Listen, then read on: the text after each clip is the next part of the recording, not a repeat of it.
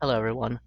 The next topic I want to talk about in Unit 5 Chemical Kinetics is radioactive decay and the half-life equation for a first-order reaction. The reason why I want to talk about radioactivity in this unit is because radioactivity follows first-order kinetics. Okay. That will be our section A.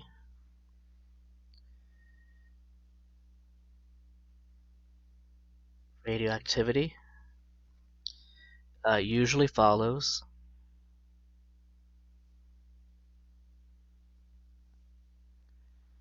first-order kinetics. For instance, let's take the decay of C14. You've heard of carbon-14 dating? Well, C14 is radioactive and it releases beta particles. We don't right now have to understand exactly what beta particles are. What we do want to understand for now is that it takes 5,730 years for half of the sample to release its beta particles. It takes 5,730 years, how can we say this, for half sample, regardless of the size, to complete its beta particle emission.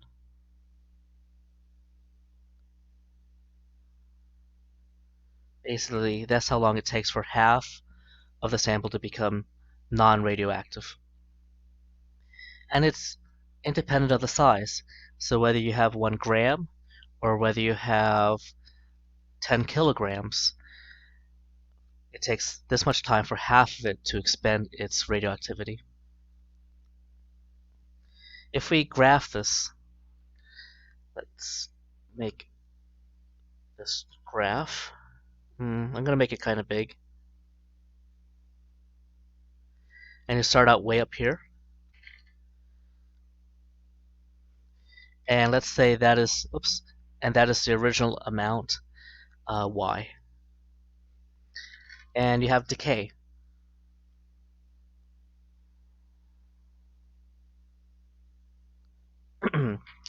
What you want to do is you want to find the halfway mark to y, and that will be 1/2 y. This could be a concentration, this could be a radioactivity Geiger counter count, but you find the half of y and you trace over and you see how long that takes. From time 0 to time, I don't know, time x. That x is the half-life, that amount of time. Now, if it decays another half, a half of a half is 1/4. 1/4 y. And hopefully, if this is first order kinetics, and if I'm lucky, this will be 2x, because that will represent 2 half-lives. That's just kind of luck, but it looks about half. Half of a half is a fourth, and it looks like it is twice as long as x. Okay, and you keep going. The thing is, you'll never get to 0. It's a half of a half of a half of a half, but at some point you'll get to a spot where the radioactivity doesn't really affect you. It's not as dangerous. Now, there are other radioactive compounds, for instance, uranium-238. That half-life is 4.5 billion years. Let me give you the definition for the half-life, though. Half-life is the amount of time measured in years. It can be measured in seconds, weeks, days, whatever. The amount of time required to, um, let's see, reduce. I had this written down somewhere. Half-life is the amount of time required to reduce the original sample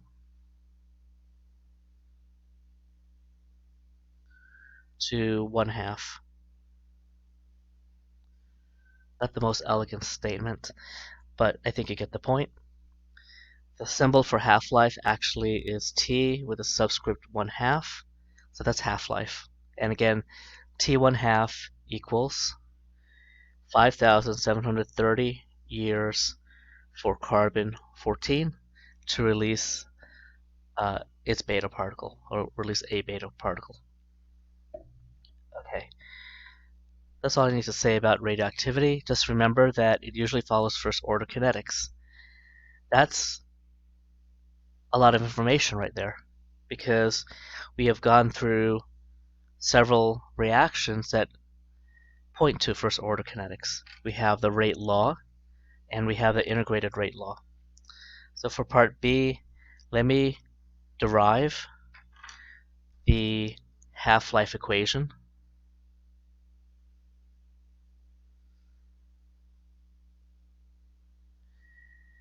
for a first order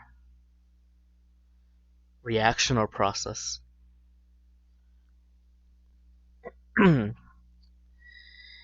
Okay, where do I start? We have rate. We're going to do the rate law first. Rate equals K times the concentration of the starting amount, we'll call it A, to the 1, or exponent 1, but you just usually leave that out. Alright, so that is true for our reactions such as the decay of C14. But what else is true? The integrated rate law. How about that? That is the integrated rate law for first order. Ln of some concentration of the reactant time t equals negative kt plus ln of the original amount.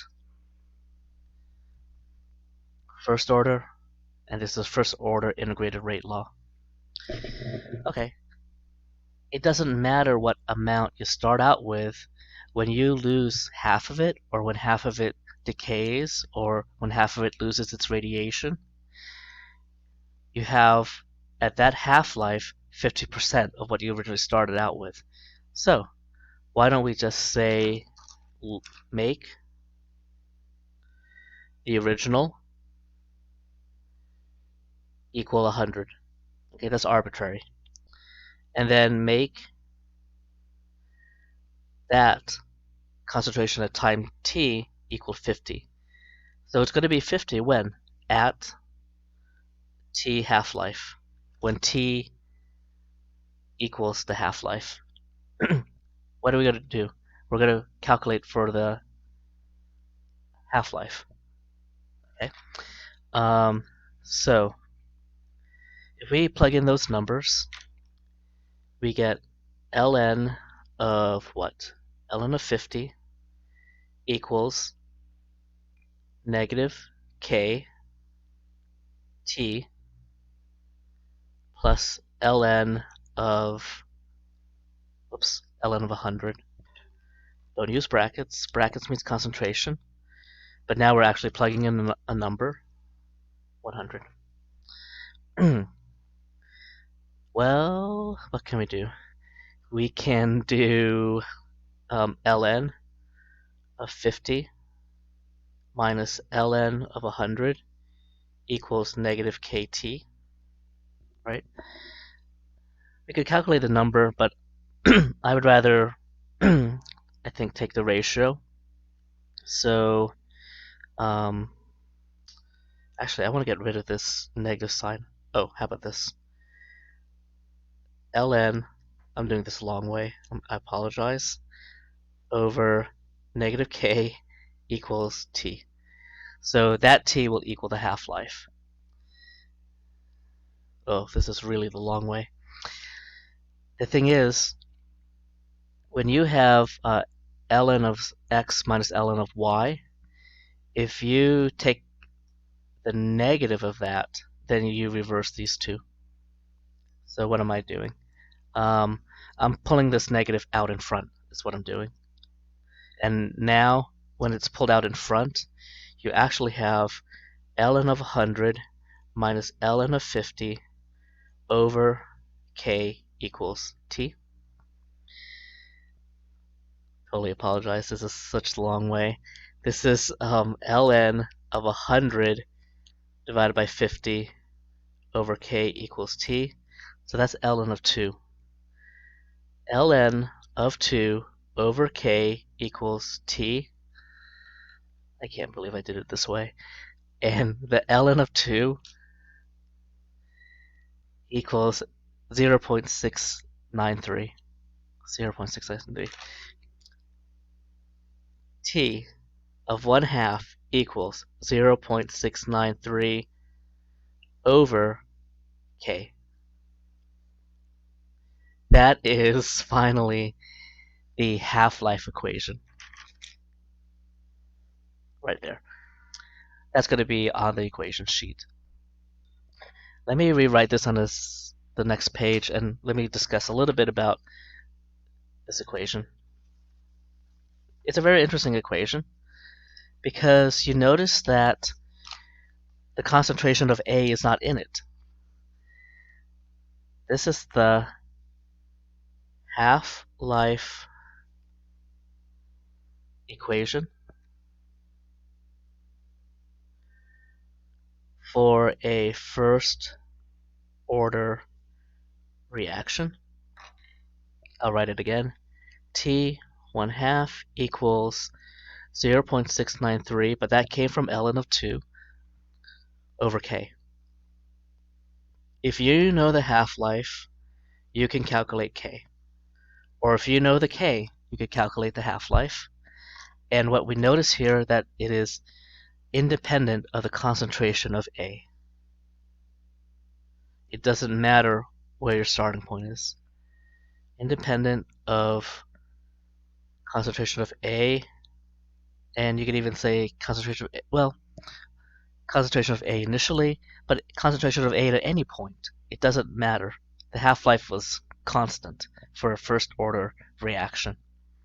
Just depends on the reaction, which will change the K. Let me write again the integrated rate law, because that is going to be our strategy. If you know the half-life, then what you want to do, most likely, is you want to calculate K and substitute K into the integrated rate law for a first order reaction.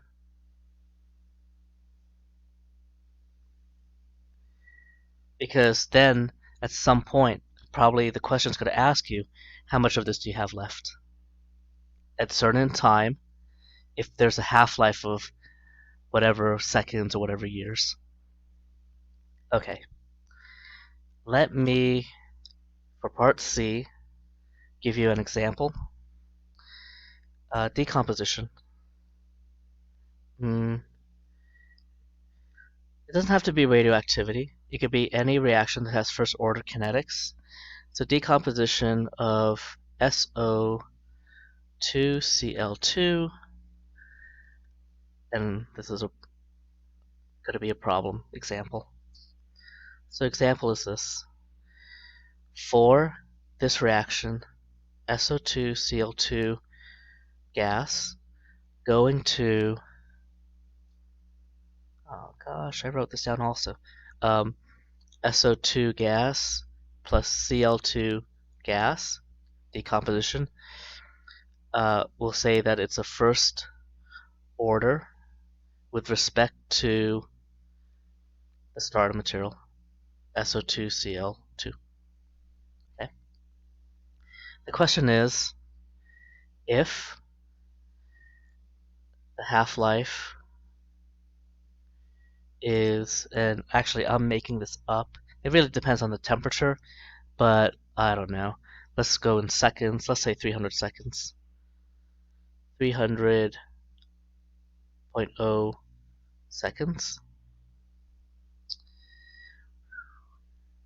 How long does it take?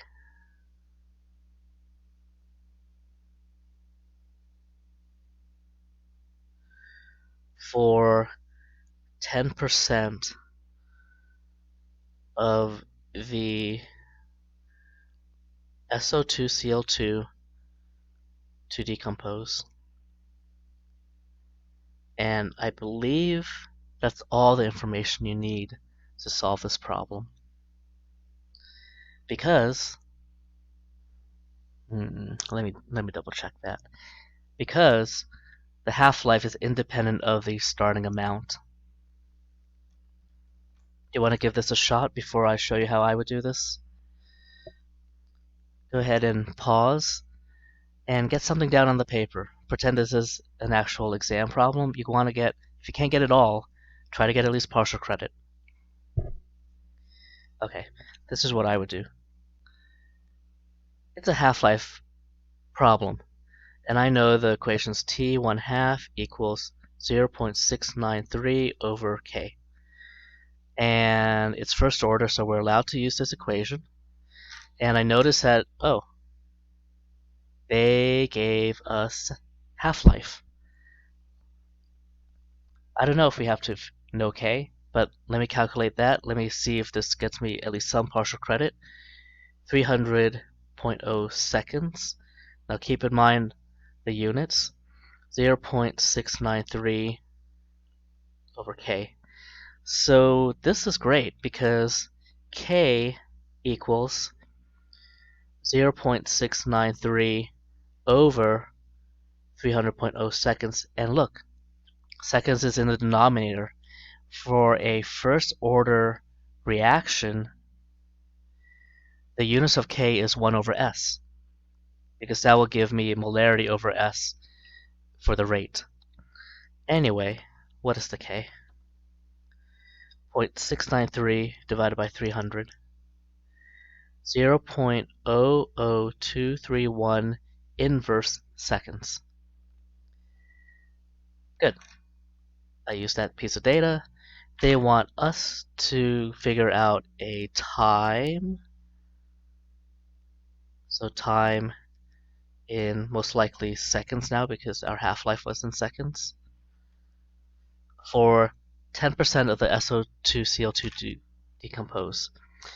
Well, the equation for the integrated rate law is how much you have left at time t, not how much you got rid of at time t. So this piece of data right here means that I want the concentration at time t to equal 90%, because that will indicate that 10% has decomposed. And that's 90% compared to what? Compared to the initial concentration, which is 100%, the starting point. All right. We're going to pretend that these are grams, or you could pretend they're moles. You could pretend they're even liters if your equation has all gas. Remember that idea that the coefficients, now instead of thinking of them as moles, you could think of them as volume. But I'm just going to think of it as grams. I'm looking at my first order integrated rate law. ln of 90 equals negative. K is 0.00231. T is, oh, we don't know T, right? They want us to figure out the time it takes to go from 100% to 90%. So you don't put the half-life in this case. The half-life array was already used in this equation up here. T plus ln of 100. Honestly, you know what I should have done? I should have done ln of 1. Yeah, that's 0, and this would be ln of 0.9. You'd still get the same answer. So anyway, when you minus ln from an ln, what you can do is it's the ln of a at t time divided by a at time 0. Oh boy, equals. Why did I say oh boy? We have a negative sign here, and I better hope it disappears because time has to be positive. 90 divided by 100 equals that. ln of that answer equals negative, okay? Negative 0.1054 divided by negative 0.00231 equals t. T is going to be in seconds. Divided by negative 0.00231. If I make a mistake, someone's got to let me know. 45.61. What is that? 45.61. And that's in seconds. Does that make sense? 45.61 seconds. You know, for it to go down to 50%, we would have to go all the way to 300 seconds. It makes sense that this is less than 300. Okay, we only lose 10%, so it makes sense that it's much less than 300 seconds. That's all I'll say about approximating the amount of time. But I think all the math is correct for this problem here where we're deciding how much time it takes for a certain percentage of the starting amount to decompose.